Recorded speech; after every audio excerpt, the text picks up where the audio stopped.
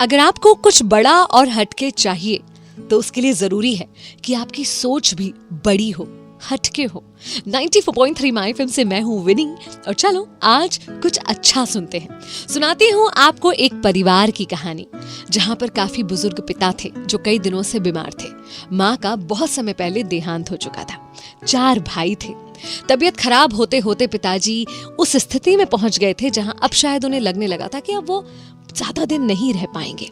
एक दिन उन्होंने चारों बेटों को इकट्ठा होने के लिए कहा, लेकिन उस दिन तक उनकी तबीयत इतनी खराब हो चुकी थी कि वो अपने मुंह से एक शब्द भी नहीं कह पा रहे थे। किसी तरह इशारों से उन्होंने अपने बच्चों से कहा कि उन्हें एक पेन और पेपर लाकर दिया जाए। पेन और पेपर लाकर दिया तो गया, लेकिन हाथ इतने कांप रहे थे कि एक शब्द लिखने के बाद ही उन्होंने दम तोड़ दिया। उनकी जान चली गई और वो एक शब्द था आम। जब चारों बेटों ने उस आम शब्द को पढ़ा तो उन्हें लगा कि शायद पिताजी की अंतिम इच्छा थी कि वो अपना प्रिय फल आम खा पाएं। और इसीलिए जब उनका 12वां किया गया तो सारे लोगों को बहुत सारे आम खिलाए गए। कई क्विंटल आम मंगाए गए कि शायद इससे उनके पिता की आत्मा को शांति मिलेगी। लाइफ नॉर्मल सी होने लगी। कुछ समय बाद चारों भाइयों ने डिसाइड किया कि इतनी बड़ी पुश्तैनी संपत्ति है, इसे बेच देते हैं, और चारों भाई अपना अलग अलग सेटल हो गए। अच्छे दाम में संपत्ति को बेच दिया।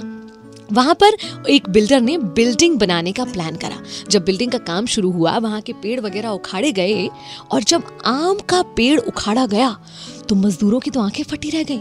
आम का पेड़ उखाड़ने पर जमीन के नीचे से दशकों पुराना एक संदूक निकला। संदूक देखते ही बिल्डर ने सबको किनारे किया और संदूक को खोला तो उसमें तो करोड़ों के हीरे जवाहरात चमचमा रहे थे। बिल्डर तो खुशी से जैसे झूम उठा, क्योंकि उसने जिस कीमत में जमीन खरीदी थी उससे सैकड़ों गुनी कीमत का खजाना उसे मिल चुका था। जब चारों भाइयों को ये बात पता चली तो उनके पैरों तले तो जमीन खिसक गई। कोर्ट कचहरी के चक्कर लगाए, लेकिन फैसला गया बिल्डर के हक में। एक दिन जब उदास सर पर हाथ रखे बैठे थे चारों भाई, तब छोटे भाई ने कहा कि भैया, उस दिन पिताजी ने जो आम लिखा था वो इसलिए नहीं लिखा था कि वो आम खाना चाहते थे, बल्कि वो तो हमें इस खजाने के बारे में बताना चाहते थे। चारों भाइयों को बहुत पछतावा हुआ कि वो क्यों नहीं समझ पाए अपने पिताजी की बात। उन्होंने ये भी कहा कि अरे, पिताजी को हमें इस खजाने के बारे में पहले ही बता देना चाहिए था। बड़े भाई ने कहा कि बताओ, उस पेड़ के ऊपर कितनी बार चढ़े, उसके इर्द गिर्द सारा बचपन जवानी सब गुजारी, और हमें पता ही नहीं था कि वो खजाना वहां था। और फाइनली वो खजाना हमारे हाथ से निकल गया। एक्चुअली खजाना सिर्फ जमीन में गड़ा हुआ खजाना ही नहीं होता। खजाना आपके और हमारे अंदर भी होता है, जो हमारे पोटेंशियल का खजाना होता है। हम में से बहुत सारे लोग उस खजाने को सिर्फ इसलिए खो देते हैं क्योंकि हम अपने मैक्सिमम पोटेंशियल को रियलाइज ही नहीं कर पाते। ऑब्वियस जो है उससे ऊपर सोचने और करने की क्षमता या इच्छा हम अपने अंदर रखते ही नहीं है।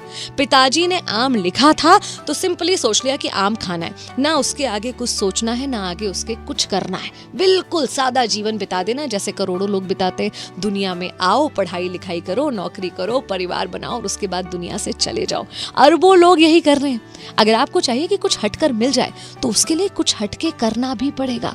ऑब्वियस से ऊपर हटके सोचो, अपने अंदर की परतों को कुरेदो, फाइंड आउट करो अपने अंदर छुपे हुए उस खजाने को। फाइंड आउट करो वो मकसद जिसके लिए आपको ईश्वर ने पैदा कराया और इस धरती पर भेजा है, जिससे आप यूं ही एक साधारण सी जिंदगी जीकर कहीं इस दुनिया को छोड़कर चले ना जाएं और कहीं आपके हाथ से भी वो खजाना निकल ना जाए। 94.3 माय एफएम से मैं हूं विनी। चलो आज कुछ अच्छा सुनते हैं। चलो आज कुछ अच्छा